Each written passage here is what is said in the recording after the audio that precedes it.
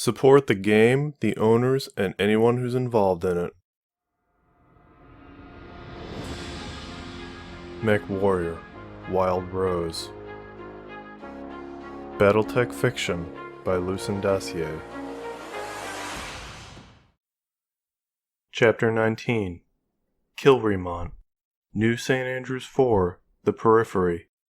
Rimward of the Circinus Federation. 8 June 3077. Marie's intuition turned out to be right. The Wolverine's comm gear was still functional, even if it took a full day of work to get the external power lines hooked up and crack the encryption on the system. As soon as the comm gear powered up, it immediately connected with an external network. The connection was severed almost immediately after it was established, but it was still enough to get a flash of data, highlighting a trio of mechs 100 kilometers from the plant. Marie uploaded the location to Fleetfoot, and the hunt was on. Carradine called all the hussars back, telling them to get ready to move out. The lieutenant's enthusiasm quickly dimmed when Marie had to report that Katamari and Wolf were both still in need of repairs. Carradine had ordered them to get their machines moving any way they could. As soon as the mechs were mobile, Carradine had them move out to the capital city of Kilremont. They shipped out so quickly that Marie didn't have time to get the chameleon running. It was necessary, Carradine said. The Kilremont spaceport had better repair facilities than Meridian's Plant 2, and it would put them in striking distance of the pirate camp. Marie worked overtime getting the mechs ready. She had just managed to replace Wolf's arm with one off an arbiter when word came in that the hussars were not being deployed against the pirates, but rather being held as backup to Meridian's own security force, who were getting ready to strike the pirates themselves. The hussars had a mixed reaction to the news. Wolfgang and Hoshino had looked amused that Meridian thought they were up to pirate busting on their own. Carradine and Thomas had looked angry, likely suspecting another attempt to cheat the hussars out of payment. For her part, Marie quietly felt relieved at not having to ride back into battle. The hussars were only barely back in fighting shape. Even after all her work, Wolf still had internal damage, and Katamari's shoulder was not moving smoothly. She didn't trust the patchwork repairs against enemies that would be fighting like they had nowhere left to run. Carradine must have had similar reservations, because she pushed them to get any possible repairs done in the time they had while Meridian was gathering its forces to attack. Marie spent some time in the Blossom's cockpit, but sadly not piloting her. She took stock of the Lamb's systems, seeing what needed work and doing what she could to update things. At night, sleep came fitfully, as the events of the last few months kept playing through her head. All the stress, how many times she'd come close to losing her life. Worrying over the work that she still had to do to the mechs. The looks she'd gotten from everyone. Cold judgment from Carradine. Condescension from Thomas. And anger from Melody. Under normal circumstances, she'd have gone out drinking until someone took her home. That would at least drown out the memories and wear her out enough that she could sleep. Unfortunately, Carradine had ordered them to be ready to move out at any time, and she couldn't afford to be drunk or hungover when the call came in. She had to be ready to pilot the Blossom on the off chance Carradine would let her back in the cockpit. So instead, when sleep wasn't coming, she busied herself working on her equipment. One evening, she was quietly tinkering with her neurohelmet at a work table she'd pulled into her quarters. She had pulled the helmet's casing open, giving her access to the electronics inside. She touched voltage testers to the various circuits in the helmet, checking the readouts as she went along. A knock came at the door. Before Marie could look up, it opened and her mother walked in. "Hi," Rachel said in greeting. "I heard you were back in town. How are you?" "I'm fine," Marie answered, briefly looking up from her work. "I was going to call you in the morning. How are things?" "I'm fine," Rachel answered, distracted as her eyes focused on the neurohelmet. "What are you doing?" Marie ground her teeth at the judgmental tone in her mother's voice and turned back to work on the helmet. "I haven't done anything, Mom," she answered, annoyed. "I'm just having a second look at it. Someone I talked to got me thinking." "Be careful," Rachel warned. "If you break anything..." I know, Mom, Marie mumbled. If I can't get it back together, guess I have to fly into clan space and start throwing out betrayals. She groaned. I've been tweaking neurohelmets half my life. I can do this. All right, Rachel said, unconvinced. She sat down at a small desk near the bed, watching Marie work. What are you trying to do? I thought it was working. The blossom's fine on the ground, but she won't talk to me in the air, Marie answered. It's like having a hand tied behind my back, and I think this thing's the culprit.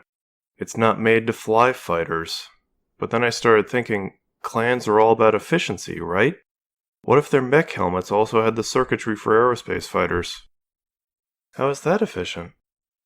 Mech and aero helmets have mostly the same circuitry, except for a few parts. The clans have it refined down to a couple circuits that would have to be switched out to change a mech helmet to an aero one. Marie pointed to the exposed circuits. These parts have to be made in a clean room, not a field base on the front lines. The people making them would have to guess at how many mech and aero helmet chipsets they'll need. They'd end up with not enough of one and too many of the other.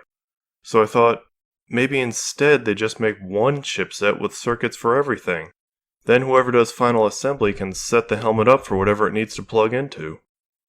Rachel thought about that, finally nodding slowly. It could work, but are you sure? I found a switch in here that blocks out some of the circuits if it's flipped one way and blocks out others if it's flipped the other way. Right here, she said. She picked up a narrow pair of pliers and carefully slipped it into the guts of the helmet. She gripped a small piece of the electronics and pulled. She heard her mother gasp when something snapped, and Marie pulled out a small plastic piece. What did you do? Rachel asked numbly. I got rid of the switch. Now I've got to replace it, Marie answered matter-of-factly. She began soldering in a new part on the top panel of the helmet. This switch isn't as compact as a clan one, but it does the same job, and I can tie it into the Blossom systems. If I wire this right, I'll be able to change between the circuits depending on the mode I'm in. Are you really sure that'll work? Marie shrugged. The parts are all there. After that, the helmet's made to learn and adapt to what it's controlling. I'll just have to hope it can keep up with me. Rachel offered her a smile in response. I keep forgetting how good you are with these things. Marie shrugged again and kept at her work. Should pay more attention then. Silence fell on the women for a few seconds before Marie glanced over at her mother. What brings you here? Can we talk? Rachel asked. Marie sighed and put the tools down before turning in her chair to face Rachel. What about? Rachel's eyes softened and she folded her hands in her lap. How are you? She asked. I saw you coming back with wreckage, so I'm guessing you found your pirates. Yeah, nothing we couldn't handle. She sat in awkward silence for a moment, with Rachel staring at her, prompting her to go on. They put up a fight, but it was mostly all smoke and mirrors to scare us off. Once we actually pushed, they broke pretty easy. Rachel nodded, but still looked at her patiently. But? Marie grumbled in annoyance. Her mother had always been able to tell when something was on her mind. We got prisoners afterwards, and I had to get them to tell me where the rest of them were. The lieutenant says it's part of the job, and really it's no big deal, Marie answered, trying to sound convincing. They just don't cover prisoner interrogations in mech or aerospace fighter training. Rachel smiled knowingly. Your father had to deal with that too. It's hard when you have to stop seeing the other side as machines and start seeing them as people. People who had nothing but bad choices to pick from, Marie added half to herself, before shaking her head. So, how are you? I'm doing all right. Been working a few extra shifts around the spaceport, trying to save up some money. It sounds like we'll be done here pretty soon. She leaned forward and met Marie's eyes. So have you thought about what you're doing next? Marie shrugged. What's there to think about? The Hussars will ship out to the next contract. Hopefully it'll be a little tamer than this one. You want to stay with these people? The universe finally gave me a chance. I'm not letting it go by. Rachel's mouth tightened, and she fixed Marie with a concerned look. I know it can seem like it's a big chance, but do you really think this is the best thing for you? I saw the mechs coming back in. It didn't look like you had an easy time at all. Do you think you can keep doing that? I got through it. I can make this work, Mom. And anyway, if I leave the Hussars, they keep the Blossom. I can't give up on her. So you want to keep the mech? Of course I do. I want to so badly I'm breaking the last thing Dad gave me just so I can control her a little better, Marie said with a gesture at the disassembled neurohelmet. I can't just give up because it's hard. I have to stick with this. The care lines in Rachel's face deepened. I've been getting what news I can off the ships that come in, she said. Holly's Hussars isn't doing so well. They've only got a C+ rating, you know. It looks like they've had trouble on their past jobs. Yeah, Carradine was telling me about that. A small unit like the Hussars gets bullied around a lot. We don't have the pull to argue with a client who decides to screw us over. I'm sure a few clients have filed complaints just because they can. Do you think maybe some of the complaints are legitimate? You've seen how they treat you, and you're on their team. They shoot you down and blame you for it. They give you jobs you hate. They don't even call you a Mechwarrior. Carradine knows what she's doing, Marie shot back, annoyed. She's in a tight spot and demands the best from her people. I'm still the rookie here. I'm earning my place, Mom. I'll make it work. What if you try to make it work, put yourself in so much danger and stress, and Carradine decides to take the mech from you anyway? Marie flinched at the suggestion, hitting painfully close to home. Her stomach tightened at the memory of Thomas's smug expression when he'd first climbed into the Blossom. I'm buying the mech off Carradine, Marie explained. It'll take some time, but I'll do it. And as soon as the Blossom's mine, I'll look for another unit to sign up with. But I need to leave this one on good terms. I want my service record to say I'm a team player. Rachel's eyes widened at the admission. You're paying these people for that thing? Why? Marie ground her teeth and didn't look at her. Oh, I wish you'd talk to me first about it. What other choice do I have? Go back to working dropships? Marie bid out. We can't even do that. Captains don't like mutineers. Rachel's lips quirked in a tiny smile. You'd be surprised what people will overlook if you're qualified, she said. There have been dropships coming every couple of weeks. The next one due to come in is a Union class, and I hear the captain's always looking for new crew. I'll bet I can get us both a spot. Marie felt a heavy weight drop into her stomach at the thought. Mom, if I do that, I'll be giving up the last 4 months of my life and starting over from zero again. Yeah, it's been hard, but if I walk away from it, it'll be like it was all for nothing. It wasn't for nothing, Rachel calmly replied. When we get you into an academy, you'll have the experience with you. You'll be a year ahead of everyone else. They'll all be coming to you for help, and you'll be safe. The weight in Marie's stomach got heavier. She could feel herself sinking into the same situation she'd been in so many times before, leaving her with two choices. Go along quietly with her mother's plans, or argue, and then go along anyway after a guilt trip. This time, the thought of surrendering made her insides twist up, so much that she had to say something. When's it gonna be enough, Mom? She quietly asked. At Rachel's confused look, she went on. How long have we been trucking around the galaxy? Stuffed into those junk ships, getting paid next to nothing. Yeah, the Curidans can't find us, but do you really think they're still looking? So when's it gonna be enough? When do we get to move on from it all? Rachel's eyes saddened. I know it's hard, she said. I lived that life for years before I even met your father. But I know you and I will be all right if we stay together. I'm trying to protect you, Marie. I don't know what I'll do if I lose you. The frustration built up so much that Marie could not hold it back any longer. What do you want, Mom? She snapped. Rachel started at the sudden outburst. You want me to give up? Let them take my mech and chop her into pieces? What if we can't get a spot on a ship? What's next? We go back to work flying crop dusters like we did after Galadon? Rachel's face was strained. We'll be all right, Marie. We'll get through, you and me. We always have. We keep losing things, Mom! Marie shouted. First Dad, then the Bristol, then Daniel. We even lost the damn Sirocco in that useless job! The blossom fell into my lap and I finally got something to help us claw our way back up, and you want me to give her up? Rachel's eyebrows knit together and she drew back. I'm saying what you're working for isn't worth what you're risking. I want to keep you safe. I'm so tired of being safe, Mom. I had to give up Dad's name because it's not safe. I had to let Daniel leave us because it's not safe. I never get a home. I never get friends because it's not safe. Instead, I get squished into a junk ship doing work I hate forever. What's the point of being safe if I'm dead inside, Mom? Marie, you know that's not what I meant for you. But it's what you did anyway! Don't you get it? Your way isn't working and I'm sick of it!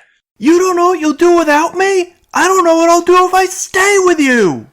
I need to make this work or I'm gonna go crazy!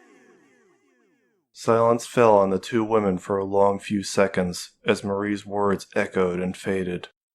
Finally, Marie took a breath. Mom, look, I've got things to do. Can you just give me some space? Rachel stared at her for a long moment. Finally, she lowered her eyes and stood up. The hurt look on her face was heart-wrenching, but Marie barely felt the guilt with the anger raging in her. She pointedly looked away as her mother turned and left. After the door closed, she furtively wiped at her eyes and focused on putting her helmet back together. 9 June 3077. Early the next morning, Marie was in the mech bay of the spaceport. The guilt had finally settled in shortly after Rachel had left. After lying sleepless in bed for hours, Marie had given up on getting any rest. It was cold in the bay, and the metal was not much for conversation, but she felt more at ease with the machines right now than she did with any people. The mechs, at least, didn't judge her or force decisions on her. They just sat there with their quiet promise of a better future. The Hussars' mechs were stored in the back of the hangar. The front cleared out in anticipation of Meridian's machines and the inevitable holo-shoot that would follow. The group of arbiters and tanks that would strike the Circinans was expected to arrive later that day, but for now Marie was the only one in the bay. The isolation suited her just fine.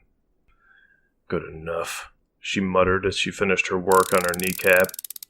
She couldn't work on the mechs without help, but she could at least take advantage of the quiet peace of the mech bay to work on herself. She'd replaced her worn-out plastic kneecaps with solid metal plates. Fabricating the parts from scrap metal was a welcome distraction from the thoughts bubbling through her head. Now that the work was done, though, she needed something else to focus her attention on. With a sigh, she looked over to the Blossom, sitting quietly in one corner of the bay. She picked up her neurohelmet off the ground and made her way over to the silent Phoenix Hawk. "Hey, old girl," she whispered as she pulled herself through the hatch. She wrinkled her nose at the smell of Thomas's sweat in the cockpit. It made her feel dirty, imagining the sergeant's hands on the controls. She dropped down into the seat. "Got something for you. Don't judge me on how it looks," she said to the mech as she set the neurohelmet on the control console. She'd managed to get the helmet back together again, but she'd had to rebuild the casing to make room for the new switch she'd installed. The end result was rougher and blockier than the original sleek clan design, but if it worked like she hoped, looks wouldn't matter. Still, she'd made time to reprint the black Thorns logo on it. She plugged the input-output lines into the helmet, pulled it on, and keyed in the code to bring the mech up on backup power. She felt a chill as the mech's systems synchronized with her brain. Thankfully, she did not get the overwhelming static that usually came when she connected to new equipment. "At least you still remember me," she mumbled. She checked the synchronization levels and I/O feeds. Everything seemed alright, though she wouldn't really be able to test it until she powered up the reactor and took the Blossom out on a shakedown run. That would have to wait until Carradine finally cleared her for duty again. "It's crazy, isn't it? Asking permission to use you when you're mine," she said to the Blossom. The mech did not respond. "Alright, part mine. Shut up. I like you more when you're not judging me." She sighed. "Has the sergeant been giving you a hard time? I know he likes shoving girls around." The screens lit up as she tapped on the controls. She brought up the recorder logs, displaying the Blossom's movements over the last few days. Her chest tightened as she watched her mech going out to gather salvage over and over again. She winced at how Thomas roughly plowed the Blossom through the woods on each run. "At least he keeps her standing up," she thought bitterly. She checked the Blossom's system recordings, seeing Thomas kept the weapons charged while he was out in the woods. She also saw the comms array lighting up periodically as he moved. She could practically hear him snapping at her to report in every half hour. As she watched, she saw the Blossom took a curving path back to the plant, leaving the salvage transport behind so she could climb up a ridge and power up her comms array. The mech only took that path every fourth run, but invariably the Blossom would end up on top of the ridge to send a transmission. Checking in with Carradine? Complaining about the mech he's been assigned to? She wondered. She looked around the cockpit. "What's the sergeant been saying about you, old girl?" she asked aloud. Her brow furrowed as she saw the Blossom stop on the ridge again, letting the salvage transport go on undefended while Thomas ran the comms for several minutes straight. After a second's hesitation, Marie mentally shrugged and tapped a button to play the in-cockpit recording. "So what's it going to be? None of us have any time to spare right now," Thomas's deep voice was saying. "How do I know I can trust you?" a voice responded, distorted and staticky. "How can you afford not to?" Thomas responded. "We move out in a day. Your choices are to stay where you are and get blown out, or evac and get left behind when your boss sees what a mess you made of things. You ready to die over a couple loads of farm equipment?" There was a pause before the voice answered. "We had a full load of mechs to bring back alongside the loot. Now, thanks to you people, we don't anymore. Even with our loot, the boss won't be happy we're short so much metal, and bringing on extra cost with us on top of it all, unless you're working for free now." "If I were going pro bono, we wouldn't even be talking right now. But no, even with what you have left, you're in a place to end things before they begin, if you can play your cards right." "Yeah? What are you promising?" "For starters, I'll tell you Meridian's gathering most of its security personnel at Plant 1 while they get ready to come after you. The other two plants are on a skeleton staff." The other voice made a dismissive noise. "So what?" "The prisoners are being stored at Plant 2, Thomas answered. "I'm just sitting on my ass out here. It'd be easy to get over to the plant and cut your people loose. You'd get them back, and whatever they can grab on their way out." "What they can grab out of a plant that's emptied out? Getting our people back would make going home sting less, but it's still not worth gambling on. What else are you offering?" "How about the Kilremont spaceport?" came the smooth reply. "It's a better LZ than that patch of grass you're sitting on. And once I take care of the defenders, you can drag whatever you want out of the city before your dropship shows up. No one will be around to stop you."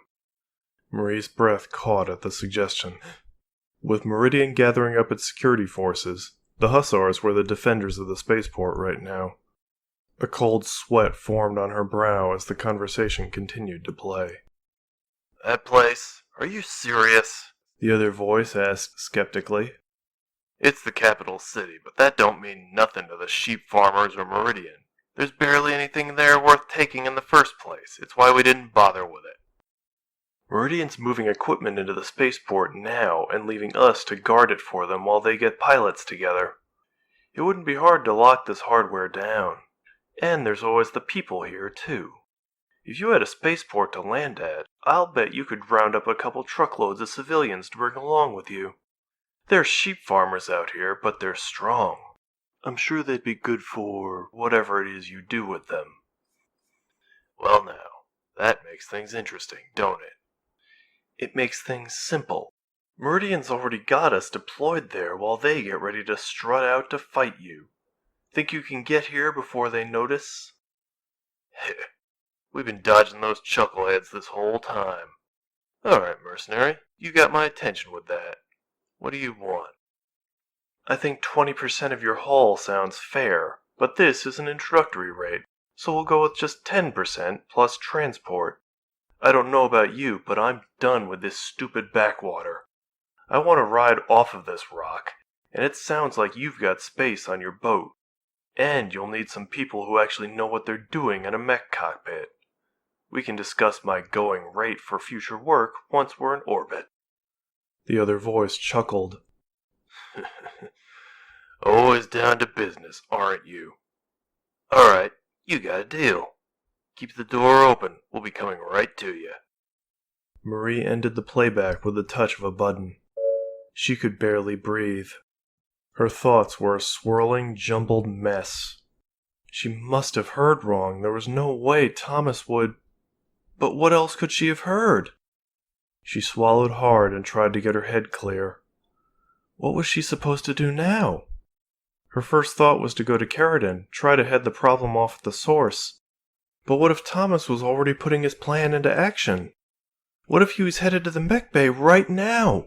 If he jumped into the Blossom before any of the other hussars could get to their own mechs? She swallowed again and entered several commands on the controls. Her pulse was humming in her ears as she reconfigured the Blossom systems.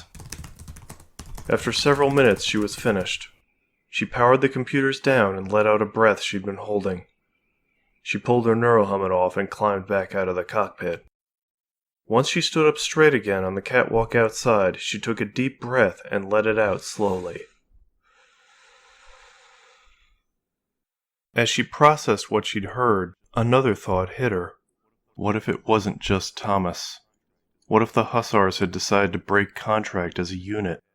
Her mother's warning about them echoed in her head, alongside Carradine's words to Cohill. We are so far from done with this. She shook her head violently, pushing that thought out. No, there was no way. The hussars were rough around the edges, sure, but them breaking contract would mean the unit she'd signed on with, the one that was going to finally pull her out of insignificance, was nothing but a band of thugs ready to sell out their allies and innocent civilians. Carradine wouldn't do that, would she? Marie refused to even consider it and all the horrible implications. Instead, she thought of another possibility. What if it was a trick? Thomas had convinced the Circinans to come to the Kilremont spaceport, where the hussars would be waiting. The Circinans had to be desperate for some kind of safe haven, and any kind of offer would look better than staying where they were and getting attacked.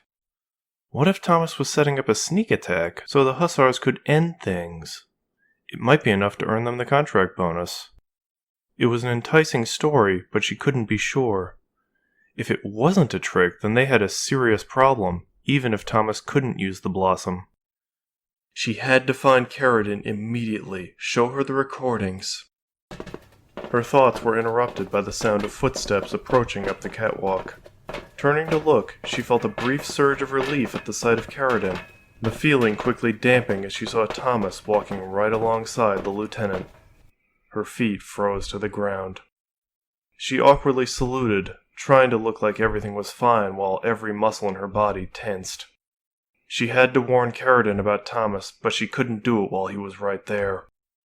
Unbidden, the memory of Jane in the Huntington mech bay flashed to her mind.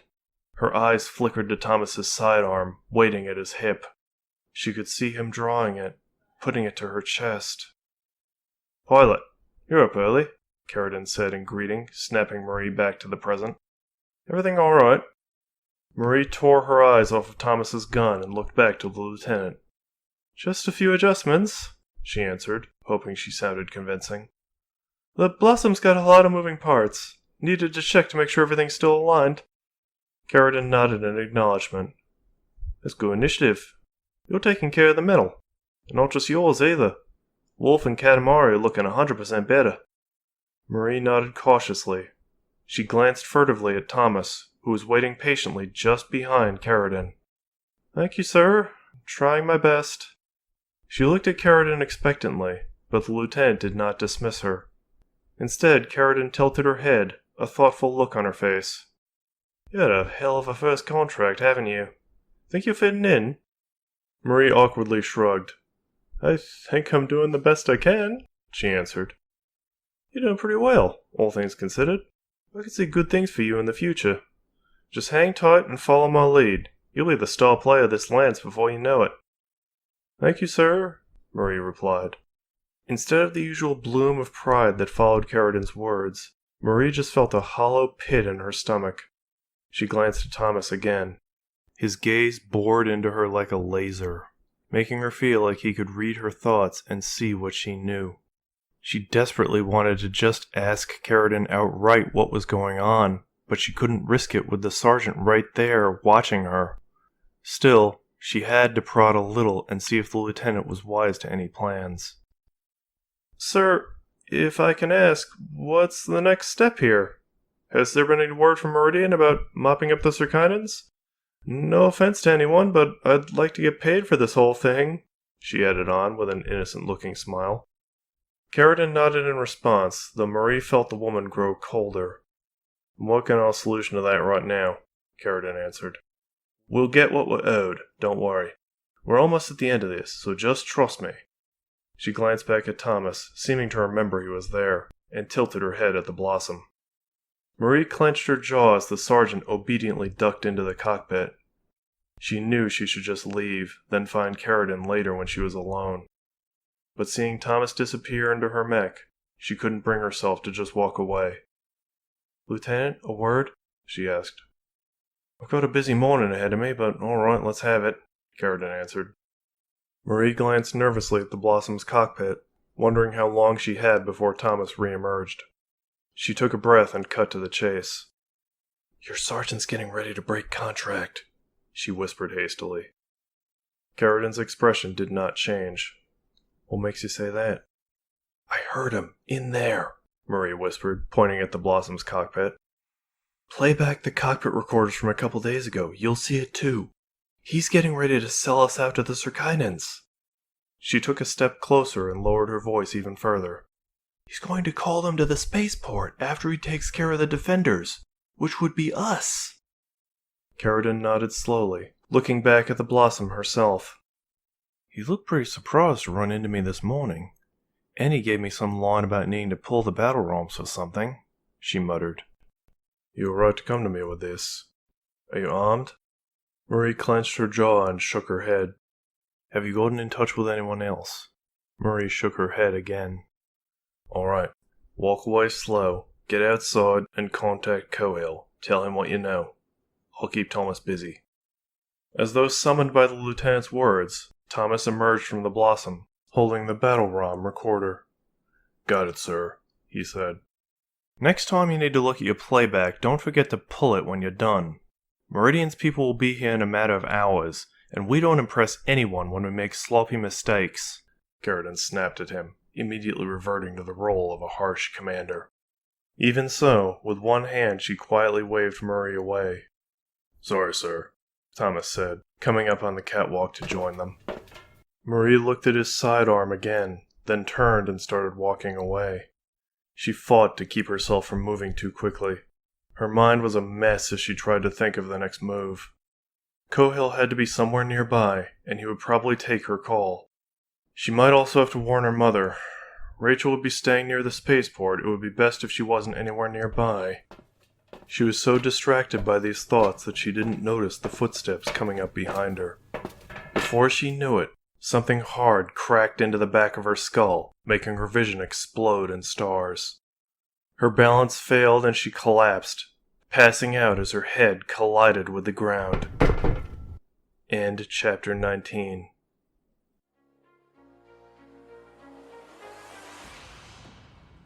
Thanks for listening. And if you've listened to the previous chapters, thanks for coming back. I hope you enjoyed this. Battletech and Mechwarrior are the property of Catalyst Game Labs. Before them was WizKids, and before them was FASA. There are also countless authors and artists who have contributed to this universe over the years. I encourage you to support the owners and any contributors in any way you can. Sound effects are sourced from freesound.org under the Creative Commons license. Music comes from joystock.org, published on a non-monetized video as per their rules.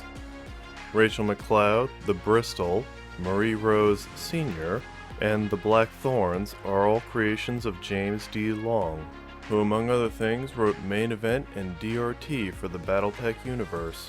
Go read his stuff. Image of Rachel McCloud comes from Fedot. Image of Holly Carradine comes from Fear the Ham. A link to their bios on Twitter or X or whatever it's called is in the description, and an image of them is on the screen right now. As always, like, comment, and subscribe if you think I earned it. I have also made a gallery of the art that has been made for this story so far. I've collected it on my Ko-fi page, a link is in the description. Donations are not required, but they are appreciated, and go towards paying the artists and hosting the podcast version. On that point, many thanks to Eadbald, my first Ko-fi supporter. You can also follow me on X. My handle there is @LucenDossier. You can watch me post Battletech memes there, and also give updates on this story. Thanks again.